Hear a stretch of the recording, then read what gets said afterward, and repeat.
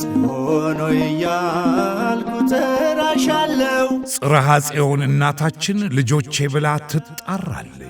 እኛም ሰምተናል እነሆኝ ብለናል።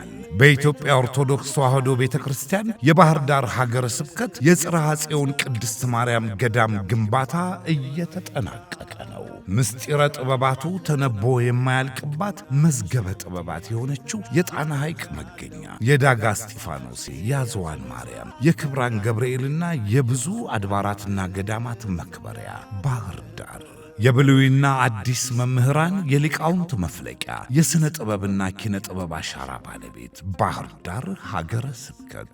አሁን ደግሞ ከዓመታት በፊት የተጀመረው የጽርሐ ጽዮን ቅድስት ማርያም ገዳም በእግዚአብሔር ፍቃድ እየተጠናቀቀ ነው። ግንባታችን ተፈጽሞ በወንጌል ትምህርት እየረሰረስን በቅዳሴያችን ጸሎታችንን ሰማየ ሰማያት እያደረስን እንደምቅ ዘንድ እናታችን ጽርሐ ጽዮን ቤቴን ስሩ ብላ ጋብዛናለች። ዕድለኞች ነን።